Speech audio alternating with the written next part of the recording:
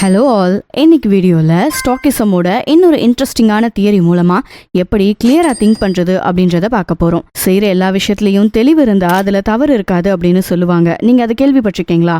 இதை தான் 180 ஏடிக்கு முன்னாடி காலகட்டத்தில் வாழ்ந்த மார்க்கஸ் அருலிஸ் அப்படின்ற ஒரு ரோமை சேர்ந்த எம்பரர் அவரோட ரைட்டிங்ல சொல்லியிருக்காரு.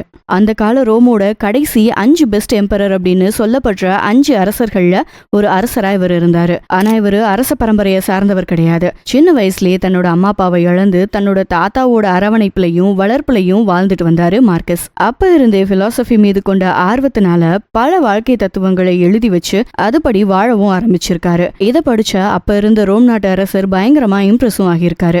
உடனே மார்க்கஸ தன்னோட ரத்த வழி வாரிசா தேர்ந்தெடுக்கிறாரு. அங்கேயும் அரசாங்கத்துக்கு தன்னோட 20 வருஷ உழைப்பு சிந்தி பெரிய வளர்ச்சியை கொண்டு வராரு. முக்கியமா மக்களோட நிம்மதியை திரும்ப கொண்டு வராரு. அப்போ போர்க்காலங்கள் அதிகம் நிறைஞ்சதா இருந்த ரோமுக்கு மார்க்கஸ் தன்னோட பிலாசபிஸ் மூலமா நிம்மதியை கொடுத்தது ரொம்ப பெரிய விஷயமா பார்க்கப்படுது. ஒருத்தர் தன்னோட வாழ்க்கைய எவ்வளவு தெளிவா வாழணும், எப்படி வாழணும் அப்படின்னு சொல்ற விதமா மெடிடேஷன் அப்படின்ற அவரோட புக் இருக்கு. அது அவரோட சொந்த வாழ்க்கைக்காக எழுதப்பட்ட ஒரு புத்தகமா இருந்தாலும் இன்னைக்கு வரைக்கும் ஸ்டாய்சிசமோட ஒரு மிக முக்கியமான புத்தகமா இருந்துட்டு வருது. அந்த மெடிடேஷன் புக்ல அவரு கிளியரா திங்க் பண்றது எப்படி அப்படின்னு பல விஷயங்களை சொல்லியிருக்காரு. இது எல்லாமே ஒரு காஸ்மிக் பெர்ஸ்பெக்டிவ்ல இருக்கும். அதாவது ஒரு பொதுவான பாயிண்ட் ஆஃப் வியூல பார்க்க ஆரம்பிக்க சொல்லியிருப்பாரு.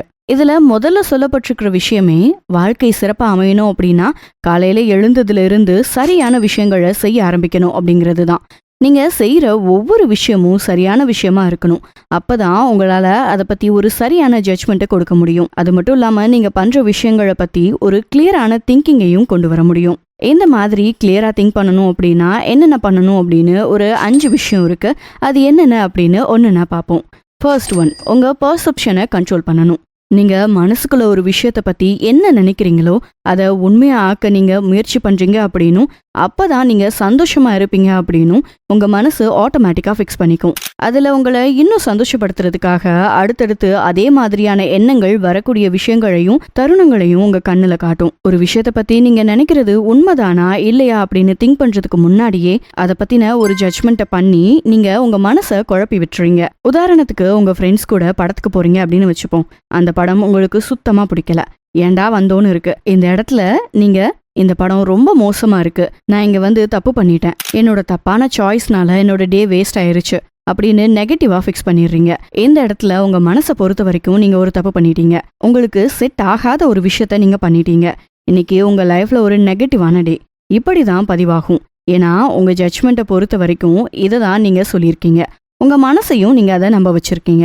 ஆனா அருளியஸ் சொல்ற மாதிரி பார்த்தா நீங்க அந்த இடத்துல இன்னைக்கு ஒரு நாள் ஃப்ரெண்ட்ஸ் கூட டைம் ஸ்பெண்ட் பண்ண முடிஞ்சது, படம் நல்லா இல்லைனாலும் அட்லீஸ்ட் ஃப்ரெண்ட்ஸ் கூட இருந்த மாதிரியாவது இருந்துச்சு அப்படின்னு அதுல இருக்கிற பாசிட்டிவான விஷயங்களை ஃபர்ஸ்ட் நினைச்சு சந்தோஷப்பட்டுட்டு அதுக்கப்புறம் படம் நல்லா இல்லை அப்படின்ற ஃபேக்டை அக்செப்ட் பண்ணிக்கணும். இப்படி பண்றப்போ உங்க மனசு இவன் இன்னைக்கு சந்தோஷமா தான் இருந்திருக்கான், பட் படம் விஷயத்துல ஒரு சின்ன சொதப்பல் மட்டும் நடந்திருக்கு அப்படின்னு அந்த பெரிய விஷயத்த சின்னதா ஆக்கி உங்களுக்கு பாசிட்டிவ் தாட்ஸை கொடுக்கும். பல நேரங்களில் நெகட்டிவிட்டிக்கு காரணம் நம்ம யூஸ் பண்ணுற மெட்டஃபர்ஸ் தான். உங்கள் கேர்ள் ஃப்ரெண்ட் உங்களை பிரேக்கப் பண்ணிட்டு போயிட்டா, ஏன் இதயத்தையே உடச்சிட்டு போயிட்டா அப்படின்னு எக்ஸாஜரேட் பண்ணி சொல்கிறப்பவோ இல்லை நினைக்கிறப்பையோ உண்மையாகவே உங்கள் இதயம் உடைஞ்சு போகிறப்ப எவ்வளோ வலிக்குமோ அவ்வளோ வலியை அது கொடுக்கும். அதுவே எங்களுக்கு செட் ஆகலை ஸோ பிரேக்கப் பண்ணிட்டோம் அப்படின்னு ப்ராக்டிக்கல் அண்ட் லாஜிக்காக திங்க் பண்ணால் இன்னும் ப்ராக்டிக்கலான சொல்யூஷனை உங்கள் பிரெயினே உங்களுக்கு ப்ரிப்பேர் பண்ணி கொடுக்கும். கிளியரான திங்கிங்க்கு நீங்கள் ஃபேக்காக பண்ணி வச்சிருக்கிற ஜட்ஜ்மெண்ட்ஸ் எல்லாத்தையும் ஃபர்ஸ்ட்டு அன்டூ பண்ணணும். இதுக்கு நான் இன்னொரு நல்ல உதாரணம் கொடுக்குறேன். நீங்க ஒரு கம்பெனில டீம் லீடரா இருக்கீங்க. உங்க டீம்ல புதுசா ஒருத்தர் வேலைக்கு சேர்றாரு. அவருக்கு ஒர்க் எக்ஸ்பீரியன்ஸ் அப்படின்னு எதுவும் பெருசா இல்ல, இப்பதான் ஃப்ரெஷரா வராரு. ஆனா நீங்க அந்த கம்பெனில பல வருஷமா வேலை செஞ்சு அந்த கம்பெனியோட குரோத்ல பெரிய பங்கு வகிச்சிருக்கீங்க. இன்னும் பல மடங்கு வளர்ச்சியை எட்டணும் அப்படின்னா என்னெல்லாம் பண்ணலாம் அப்படின்னு ஒரு பெரிய ஐடியாவையும் வச்சிருக்கீங்க. ஆனா இப்போ உங்க கூட வேலை செஞ்சுட்டு வந்த இன்னொரு எக்ஸ்பீரியன்ஸ்டான பர்சன் வேலையை விட்டு போனதுனால அவருக்கு பதிலா இந்த ஃப்ரெஷரை அப்பாயிண்ட் பண்ணிருக்கீங்க. இந்த சேஞ்ச் உங்களுக்கு உங்க டீமை மேல கொண்டு வரதுக்கு ரொம்ப சேலஞ்சிங்கா இருக்கு. புதுசா வந்தவர் எந்த வேலையும் ஒழுங்கா செய்ய மாட்டேங்கிறாரு. பேசிக்கான வேலைகள் கூட அவருக்கு ரொம்ப கஷ்டமா இருக்கு அப்படின்னு ஃபீல் பண்றாரு. ஏன்னா அவர் பண்ற வேலை அவருக்கு ஃபர்ஸ்ட் டைம். எல்லா சின்ன சின்ன விஷயங்களும் ரொம்ப டைம் கன்சியூமிங்கா இருக்கு. நார்மலா 1 hourல முடிக்கிற வேலைக்கு கூட அவர் 5 hours எடுத்துக்கிறாரு. இதனால உங்க டீம் டியூ டேட்டுக்குள்ள முடிக்க வேண்டிய எல்லா வேலையும் பெண்டிங் ஆகுது. இப்போ எக்ஸாக்டா நீங்க எப்படி ஃபீல் பண்ணுவீங்க? எல்லாமே நல்லா போயிட்டு இருந்துச்சு, இப்ப திடீர்னு இப்படி ஆயிடுச்சே அப்படின்னு ஃபீல் பண்றது நார்மல் தான். ஆனா இப்ப டேக்கிள் பண்றதுக்கு என்னெல்லாம் பண்ணலாம் அப்படின்னு யோசிப்பீங்களா? கிடையாது, அவ்வளோதான், எல்லாமே போச்சு அப்படின்னு ஃபெட்டப் ஆகி உட்காந்துருவீங்கல்ல. நிறைய பேர் பண்ற தப்பே இங்கதான். நம்ம ஓடிட்டு இருக்கிற பாதையில ஒரு அப்டிக்கல் வருது அப்படின்னா அதை பார்த்த உடனே நின்னுடுறோம். ஆனா மார்க்கஸ் இந்த விஷயத்த பத்தி என்ன சொல்றாரு அப்படின்னா, எது பாதையை மறைக்குதோ அதுவே பாதையா மாறுகிறது அப்படின்னு. உங்க அப்டிக்கல பார்ட் ஆஃப் தி ரூட் அப்படின்னு நினைச்சு ஃபேஸ் பண்ண சொல்லி தராரு. நான் முன்னாடியே சொன்ன மாதிரி நீங்க அந்த டீம் லீடரா இருந்து உங்க மைண்டை கிளியரா வச்சிருந்தீங்க அப்படின்னா நீங்க எப்படி யோசிச்சிருக்கணும் அப்படின்னா, நம்ம கோவொர்க்கர் ஒரு ஃப்ரெஷரா இருக்கிறதுனால அவருக்கு நம்ம வேலைகளை சொல்லிக் கொடுக்கணும். இப்படி பண்றதுனால என்னால ஒரு நல்ல டீச்சர் ஆக முடியும், தெரிஞ்ச ஸ்கில்ஸை இன்னும் தெளிவா டெவலப் பண்ணிக்கவும் முடியும் அப்படின்னு நீங்க யோசிக்கணும். இந்த இன்சிடென்ட் மூலமா நீங்க பேஷன்ஸ் அப்படின்ற மேஜிக்கான ஒரு விஷயத்த கத்துக்க முடியும் அப்படின்னு பாசிட்டிவான விஷயத்து மேல ஃபோக்கஸ் பண்ணணும். அதோட இந்த மாதிரி டஃப்பான சிச்சுவேஷன்ஸை எப்படி ஃபேஸ் பண்ணணும் அப்படின்னு நீங்க கத்துக்கிறதுக்கு கடவுள் உங்களுக்கு கொடுத்த ஒரு ஆப்பர்ச்சுனிட்டியா நீங்க இதை பார்க்கணும். இது மூலமா எவ்வளோ பெனிஃபிட் ஆக முடியுமோ அவ்வளோ பெனிஃபிட்ஸையும் எடுத்துக்க பார்க்கணும். இதுதான் புத்திசாலித்தனம் அப்படின்னு சொல்றாரு. ரெண்டாவது, உங்களோட எமோஷன்ஸை கட்டுப்படுத்த கத்துக்கணும். எந்த ஒரு பர்டிகுலர் விஷயம் தான் உங்க மனசை காமா வச்சுக்கிறதுக்கான கீ அப்படின்னு மார்க்கஸ் சொல்றாரு. அது ஏன் அப்படின்னு இப்ப பார்க்கலாம். உங்க பக்கத்து வீட்டுல ஒருத்தர் இருக்காரு. அவருக்கு இப்போ 43 வயசு ஆகுது.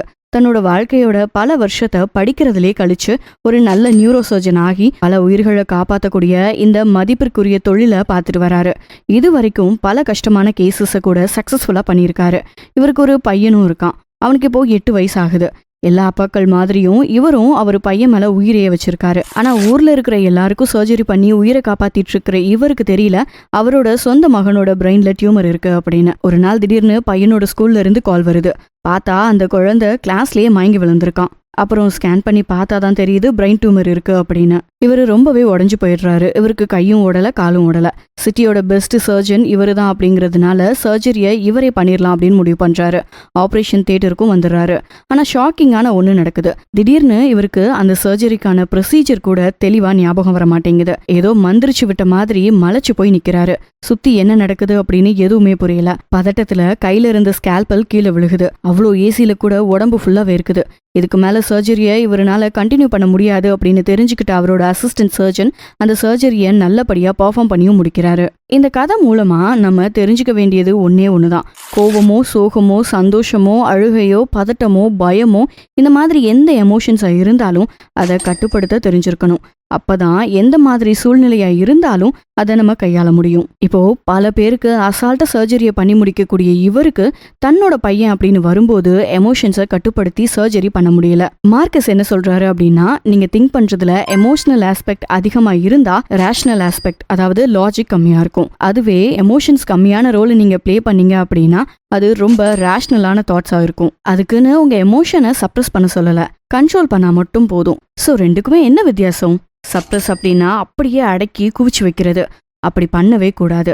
அதுக்கு பதிலா உங்க எமோஷன்ஸை ரீடைரக்ட் பண்ணணும். உங்களுக்கு கோவம் வருது அப்படின்னா அதுக்கு காரணமானவங்களை பார்த்து கத்தணும் அப்படின்னு தோணும். ஆனா அப்படி கத்துறதுனால ஏதாவது சால்வ் ஆகுமா அப்படின்னு யோசிங்க. அது கண்டிப்பா இல்ல. உங்களுக்கு அந்த ப்ராப்ளமை சால்வ் பண்ண ஹெல்ப் பண்ற ஏதாவது ஒரு வழியில உங்களோட கோவத்தை ரீடைரக்ட் பண்ணுங்க. எக்ஸாம்பிளுக்கு ஜேர்னலிங் பண்ணலாம், இல்ல ஆர்ட்டோ ரைட்டிங் அப்படின்னு எதையாவது பண்ணலாம். இது மூலமா உங்க கோபமும் எக்ஸ்பிரஸ் ஆன மாதிரி இருக்கும், உங்களுக்கும் அது உதவியா இருக்கும். மூணாவது, டைகாட்டமி ஆஃப் கண்ட்ரோல். ஃபர்ஸ்ட் நீங்க 2 விஷயத்த புரிஞ்சுக்கணும். உங்க கண்ட்ரோல்ல இருக்கக்கூடிய விஷயங்களால ஏற்படக்கூடிய பிரச்சனைகள், உங்க கண்ட்ரோல்லயே இல்லாத விஷயங்களால ஏற்படக்கூடிய பிரச்சனைகள். இதுல உங்க கண்ட்ரோல்ல இருக்கிற விஷயங்களை மாத்துனா உங்க பிரச்சனைகள் தீரும். அதுக்காக நீங்க கவலைப்படலாம், மாத்த முயற்சி பண்ணலாம், ஏன் அழக்கூட செய்யலாம். ஆனா அதுல இருந்து எழுந்து வந்து சொல்யூஷனையும் தேடணும். இதுவே நம்ம கையிலேயே இல்லாத விஷயத்துக்கு நம்ம ஹார்ட் ஒர்க், எனர்ஜி, எமோஷன் அப்படின்னு எல்லாத்தையும் போட்டு அது கிடைக்காது அப்படின்னு தெரிஞ்சும் அழுது புலம்பி அப்படியே ஸ்டக் ஆகி நிக்கிறதுல எந்த பயனும் இருக்க போறது இல்ல. இதனால ஏதாவது பயன் இருக்கா சொல்லுங்க? ஒண்ணுமே இல்லைல்ல. ஏதாவது ஆக போதா?